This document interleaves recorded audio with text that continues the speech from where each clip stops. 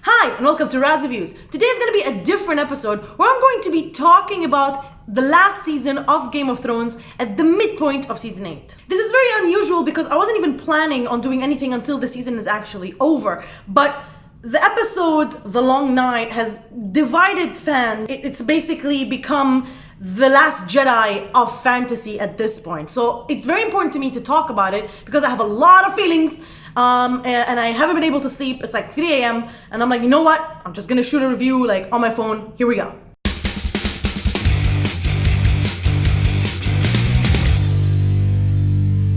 By the way, spoiler alert, if you haven't seen the episode yet, or you haven't seen the season yet, I'm gonna spoil a lot of stuff, so this is your official spoiler warning.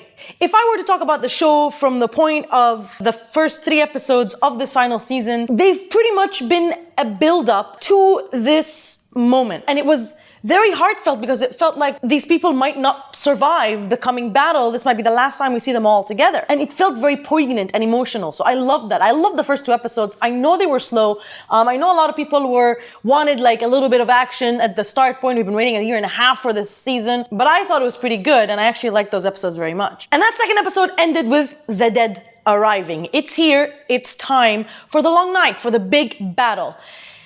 And I didn't like it. I wanted to love it. But I have so many issues with it. And unfortunately, I'm on the dark side of this argument. And it's not a matter of expectation. I know people think that, oh, maybe you were too hyped or you expected too much. No, it's not a matter of that. There's been a trend in the writing of the show that has been ongoing for the last couple of seasons, especially since they diverted away from the incredible George R. R. Martin books. This episode was a culmination of that change and the biggest evidence of it, and it made me very, very upset. And I need to talk about it. And like therapy is really expensive, so I'm doing a video. So before I start talking about the episode specifically, I want to talk about the general issue that I have with the writing. What made Game of Thrones very different and the writing of the books and the show very different is that it didn't deal with the conventional style of storytelling that we're used to, especially in epic fantasy. The style is usually the concept of setup and payoff. We introduce the heroes, we introduce the world, we introduce the objective, the big goal, the big bad, and then we have a journey, and then towards the end we reach the big culmination of that journey and we get a big spectacle and a resolution of the dramatic questions introduced in the first act, and we get like the big bang and the big battle and the big fight and the reveals and everything. Setup, boom, payoff. That's traditionally how it works, and we are pretty used to this. But Game of Thrones came and changed things. George R. R. Martin's writing style is different. What he does, it's not setup and payoff. What he does is action and consequence. Something happens, characters are introduced, their goals are introduced, their objectives, same thing, but they don't go towards a payoff of their own. What happens is that certain actions of different people cause a chain of events, a butterfly effect or a domino effect that causes something, and that causes another thing, and another thing, and another thing, and just gets bigger and bigger and bigger. And then it causes something big that affects a bunch of people. And you don't expect it, but at the same time, it's beautiful and it's poetic almost always. And it makes sense, and it's not what you think, and it doesn't satisfy you. But it makes you feel like, okay, this is the world. It's a tough world. Unfair things happen. Heroes don't always get what they want.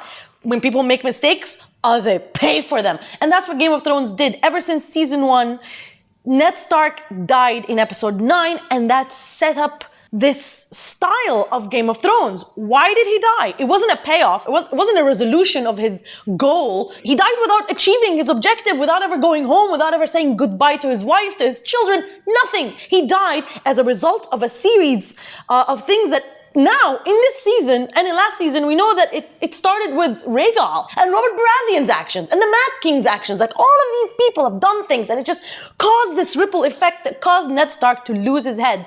And it didn't matter that he was the main character of the show. It didn't matter if people loved him. It didn't matter if it was a big actor, Sean Bean. Hello. And it just shook you as an audience member to the core. And this continued. This continued with the Red Wedding, Robb Stark, Catelyn. This continued with Oberyn Martell dying in the battle for Tyrion. This continued even Tywin's death. All of them. They were all like results of action, consequence. Especially in last season, that kind of started to go away. When they ran out of the material from George R. R. Martin, it started becoming the spectacle, the show. And I'm not complaining. I loved the loot train last season. The Battle of the Bastards is probably, until this point, one of my favorite battles of all time. And that diverted from the show still. It's fine to have some payoff, we've earned it, but it did feel conventional.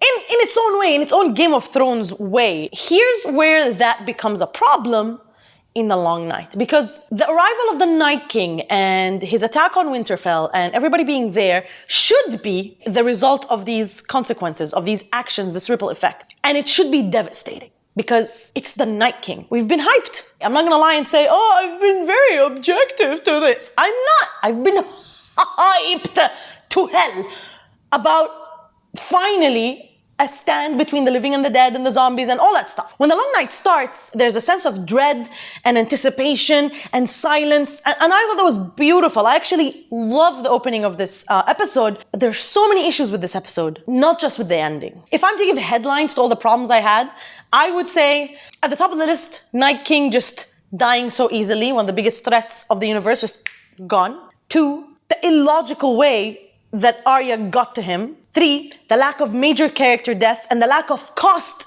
at defeating the Night King. 4, the horrifically bad battle plan. Horrifically bad strategy on many fronts. And 5, the visuals. For the first half of this episode, most of us couldn't see anything. I know the night is dark and full of terrors, but did it have to be this dark? Yes, it's cool that it's a long night and it's supposed to be dark and it's supposed to be disoriented like the characters are.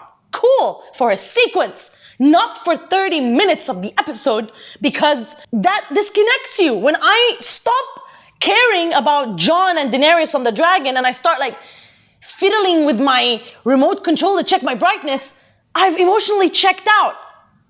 It doesn't, and it wasn't just the lighting, it was also the editing, those fast cuts and the shaky cam and what is going on? It was so confusing, and it's the opposite of what we expect from the incredible cinematography that's been on the show until now. I said that I loved the last episode and how everybody was sitting around the fire as if the show's letting us say goodbye to these characters because the last time we see them alive and well and all together, except we will see them again because all of those characters were alive and well. Jaime, Brienne, Sam and Podrick were overwhelmed and swarmed by hundreds of waits. It was raining waits. It's raining waits.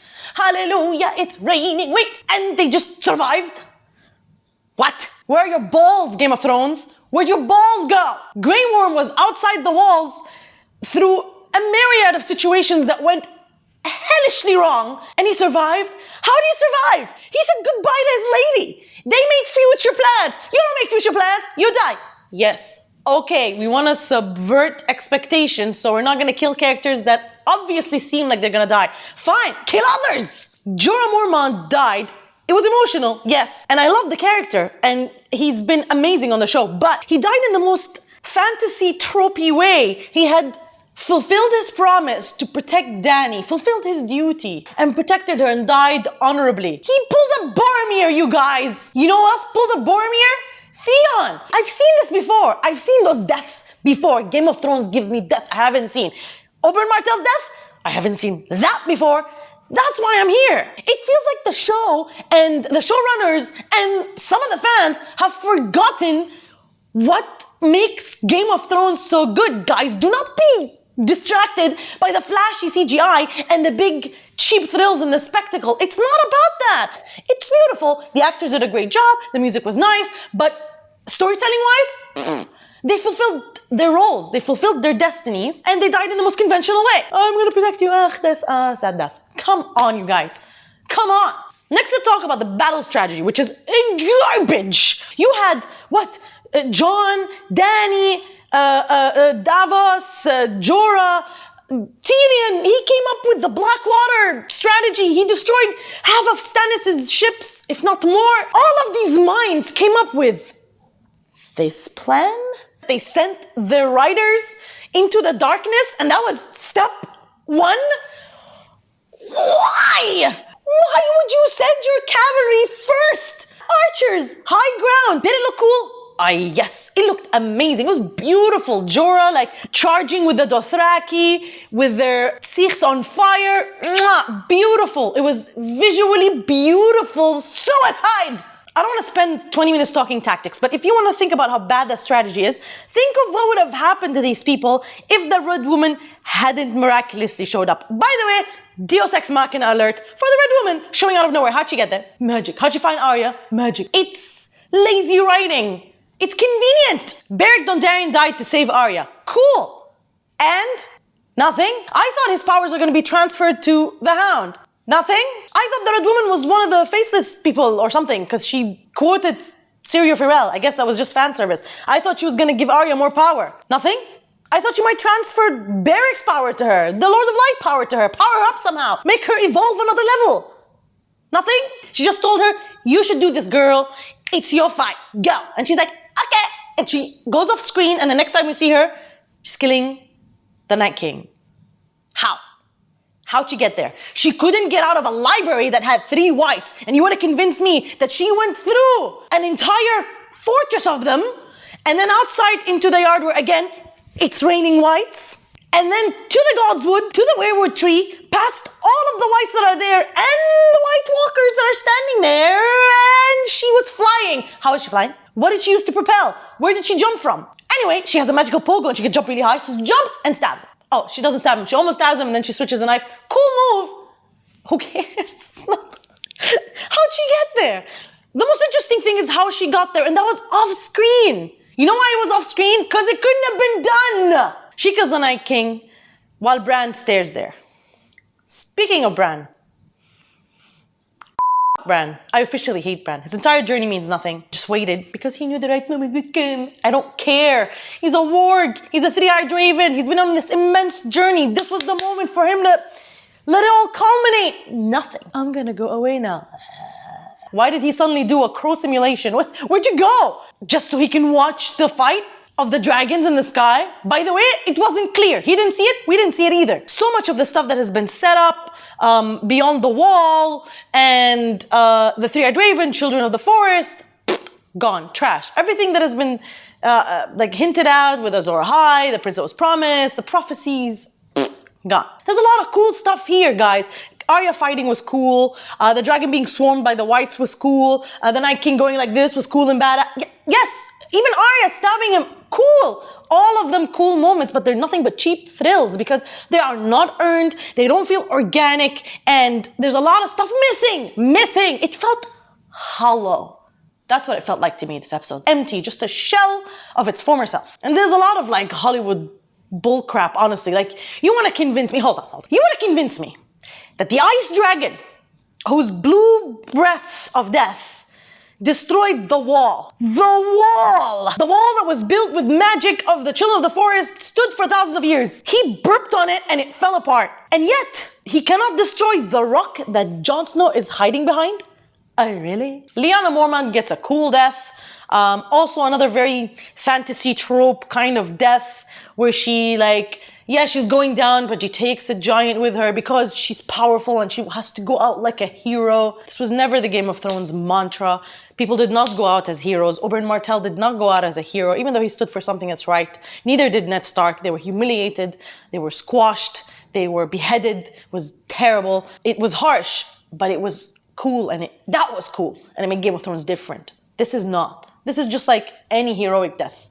You can see this in the MCU if you want. And everybody else survived, their plot armor was pretty thick, and they just defeated the Night King, and at what cost? Not much. And it's too early. It just doesn't make sense because this has been the big threat. We were always told that these squabbles over the throne, they are interesting. Yes, they're part of the show. Yes, I want to see them. But they were always shadowed by this upcoming threat. And then it just went away. That's like if in Infinity War, Thanos is like defeated midway through the film, and for the rest of the movie, the Avengers are just like trying to stop Loki from robbing the vault of S.H.I.E.L.D. Like, I don't have a problem with Arya taking him out. I think it's pretty cool. I just don't like how it happened. Actually, when she showed up, I thought that Bran had warged into her. Like, all his power of being the 3-eyed raven, knowing the right moment in time to do it, and his warging abilities, green seeing abilities, would have like matched Arya's like physical abilities and everything she's learned to do ever since she was taking lessons in King's Landing. I thought those two culminating into one weapon and taking out the Night King would have been very cool. So all in all, the Night King is gone. And yeah, who knows, maybe he's not really gone. I don't know how the rest of the season is gonna go. Maybe it's gonna go amazing. I will take back all of this. I'll be like, okay, I was wrong. I'll take it back if it somehow redeems what happened here today. But what happened here today was a very unsatisfying end to something that has been hyped and set up and prepared and teased so much, and it just went just like that. It didn't feel like good writing, man. It bothered me so much because I love this show. It's one of my favorite shows ever made.